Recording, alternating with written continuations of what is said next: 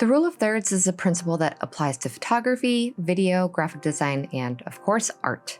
The basic principle is that the image should be divided into 9 equal parts by 2 equally spaced horizontal lines and 2 equally spaced vertical lines.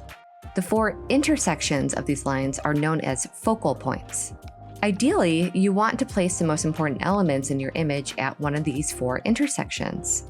This will help to create a more balanced and interesting composition. Asymmetry.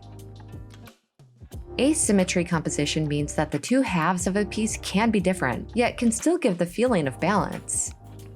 Asymmetry can be used to great effect to create tension or interest in an artwork. Steelyard.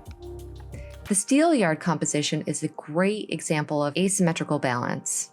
A Steelyard balance is a type of straight beam balance with arms of unequal length. It has a counterweight that slides along the longer arm to balance the load and show its weight. A Steelyard composition uses the idea of a large object or mass being counterbalanced by a smaller object, or an object that appears further in the distance. The 2 objects are connected by some sort of line, like possibly your horizon line.